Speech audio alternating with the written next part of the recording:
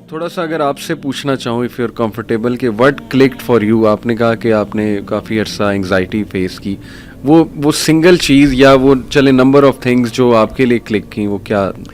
جسے میں اپنا بدترین دور سمجھ رہا تھا وہ بہترین دور کا آغاز تھا. اچھا.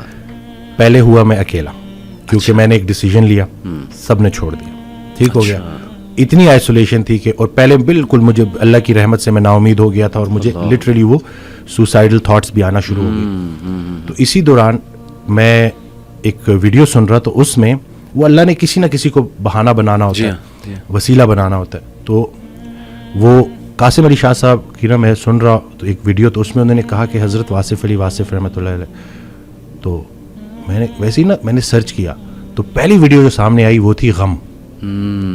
تو اب وہ میں نے کلک کی، کیونکہ اب وہ جیسے میں نے کلک کی تو اس میں الفاظ یہ تھے کہ غم میں غم دینے والے کو یاد رکھنا، یاد رکھنا تیرے رب سے سب سے قریبی رشتہ سجدے کا ہے، اور اس سے بھی قریبی رشتہ آنسوؤں کا ہے. آنکھ میں آنسو ہیں، سر سجدے میں ڈال، نام محمد آہوں میں، دیکھ یہ غم تجھے کیسے سرفراز کرتا ہے. یہ وہ موتی ہیں جو تجھے تیرے مقام سے آشنا کریں گے. غم سے گھبرانا نہیں ہے، غم کو ریڈ کرنا ہے. وہ حدیث شریف نہیں سنی کہ جس باپ نے 3 بیٹیوں کو پال پوس کے بڑا کیا اور رخصت کیا، یعنی کہ رخصتی کا غم برداشت کیا، جو 3 دفعہ، کیونکہ جتنی پیاری بیٹی ہوگی اتنا بڑا غم دے کے جائے گی. تو جو 3 دفعہ اس غم سے گزار دیا گیا، اگلا مقام اس کا رسول اللہ صلی اللہ علیہ وسلم کے ساتھ ہے. تو غم تو تجھے اللہ کے قریب کرنے آئے، یہ شارٹ کورس ہے. اب میرے لیے جو میری تنہائی تھی وہ میری سب سے بڑی سپورٹ اس لیے بن گئی کہ مجھے کوئی ڈسٹریکٹ کرنے والا نہیں تھا.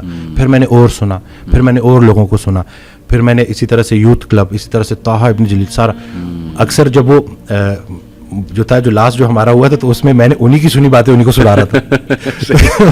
تو بس دیکھیں نا کہیں سے بھی اگر، اور ان سے بھی جب پوچھتے تھے نا جیسے کہ آپ کے لیے ہم کیا کریں، تو انہوں نے کہا کہ میرا یہ پیغام لوگوں تک پہنچا کہ یہ جو ہم عمل سے خالی ہو گئے ہیں نا، وہ علم جو عمل سے خالی رہ جائے اس کا بھی پوچھا جائے گا. صحیح بات. تو کرنے والے کام ہے، کر ڈالو. ہمارا سب سے بڑی خوش فہمی ہماری یہ ہے کہ ہمارے پاس ٹائم ہے.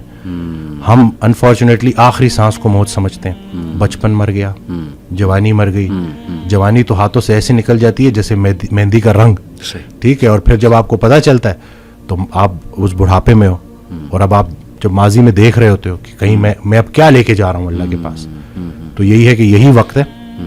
تو جس ٹائم میں بھی گلہ کر رہا تھا، شکوے کر رہا تھا، اور پھر انہوں نے کہا کہ خواہشیں ٹوٹنے کا اور اس غم سے نکلنے کا ایک ہی طریقہ ہے کہ کوئی ایک خواہش ایسی ڈیولپ کر لی جائے جو باقی تمام خواہشات پہ بازی لے جائے، لیکن وہ خواہش ٹھہرنے کی نہ ہو، جانے کی ہو. فکر آخرت تمہیں دنیا کی ہر فکر سے آزاد. صحیح بات، صحیح بات. جو بن دیکھے رحمان سے ڈرتا تھا وہ تب نہیں ڈرے گا جب دیکھے گا. صحیح بات. بلکہ لاسٹ جب میں لاہور آیا تھا تو یہ میں نے وہ ٹی وی لگایا تو وہ قرآن کی، تو اس میں نا اس کی آیت، اس کا ترجمہ کہ قرآن پاک میں اللہ تعالیٰ کہتا ہے، ارشاد فرماتے ہیں کہ تم وہ وعدہ یاد رکھو جو تم نے مجھ سے کیا تھا، میں وہ وعدہ یاد رکھوں گا جو میں نے تم سے کیا تھا. تو ہم نے بس وہ وعدہ کیا تھا. نماز بھی تو اللہ کی یاد ہے نا. صحیح صحیح. تو اور پھر دوسرا یہ کہ یکسوئی، کہ جب آپ کا نا یکسوئی نصیب ہو جائے، ایک ہی آپ ڈائریکشن میں چلنا شروع ہو جاؤ. محبت کیا ہے؟ محبت ادھر ادھر دیکھنا نہیں ہے، ایک ہی ڈائریکشن میں دیکھنا. بالکل صحیح. تو جب آپ کی ڈائریکشن اللہ کی طرف ہو جائے نا، پھر اٹھنا بیٹھنا ہر چیز، اور ویسے ہی اللہ تعالیٰ آپ کو مشکل سے نکال لیتا ہے. اور ڈاکٹر صاحب آئی تھنک یہ جو سینٹینس ہے نا جو آپ نے بولا تھا کہ اللہ سنبھال لے گا، بالکل ultimately you have to leave everything to Allah. اور قرآن مجید میں بھی اللہ، ایون نبی صلی اللہ علیہ وسلم کہتے ہیں نا کہ تم مشورہ کرو لیکن اس کے بعد اللہ پہ توکل کرو اور چھوڑ دو، اللہ تعالیٰ اس کو سنبھال لے گا. آئی تھنک جب ہمیں یہ بلیف ہو گیا نا کہ کائنات کا نظام چلانے والا اللہ ہے، لوگوں کے دلوں کا کنٹرول اللہ کی 2 انگلیوں کے درمیان ہے، یہ حدیث میں آتا ہے. ہر چیز، ایٹم بھی موو نہیں کر سکتا اللہ کی اجازت کے بغیر. اللہ الوکیل ہے، جس کا مطلب ہے ڈسپوزر آف افیئرز. تمام افیئرز اللہ نے ڈسپوز آف کرنے ہیں.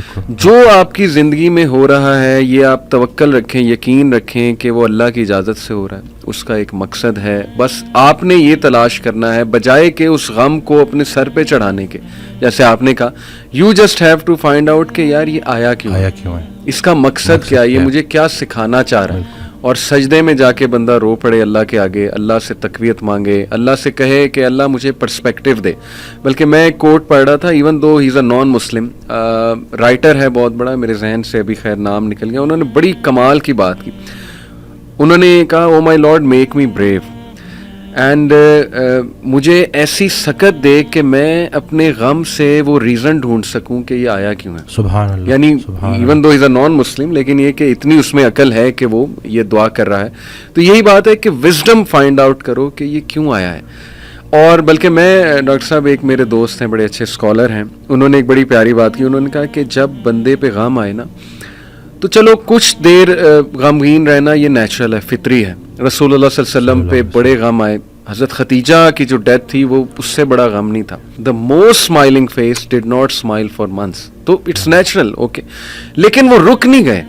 ایسا نہیں تھا کہ وہ آئسولیشن میں چلے گئے, یا ایسا نہیں تھا کہ سارے کام ٹھپ ہو گئے. کیونکہ میرے دوست نے کہا کہ دیکھو جب ہم ٹھپ ہو جاتے ہیں نا, یہ پیسو شکوہ ہے اللہ سے. اتنی تو ہمت نہیں زبانی رب سے شکایت کریں, لیکن یہ کہ ہم ٹھپ ہو کے دکھاتے ہیں کہ جی بس میں تو راضی نہیں آپ کی رضا میں. انڈائریکٹلی تو ہم یہی کہہ رہے ہیں. انہوں نے کہا جو لوگ غم میں کھڑے ہو جاتے ہیں نا, ان کا دل نہیں کر رہا صبح اٹھنے کا, بستر پہ پڑے رہتے ہیں. آئی ایم شیور آپ بھی ایسی کنڈیشن سے گزرے ہیں کہ اٹھنے کا دل ہی نہیں کرتا, ہمت ہی نہیں کہ جی بندے کا دل کرتا ہے میں سویا رہوں, ریالٹی میں آؤں ہی نا.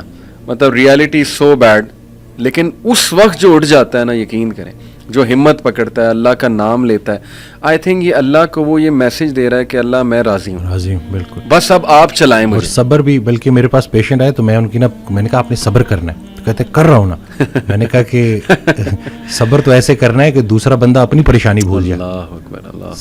صبر ایسے آپ نے ڈیفائن کرنا ہے کہ دوسرا آپ کے پاس آئے اور آپ, کیونکہ یہی صبر ہے. بالکل ایسے. اب آپ کو میں دیکھ رہا ہوں آپ نے اپنے آپ کو چور چور کر دیا. اور باقی ایک اور بات کہ اپنے آنسوؤں کو لوگوں کے سامنے رائے گاہ مت کرنا, کیونکہ ان آنسوؤں کی خریدار رحمت پروردگار ہے.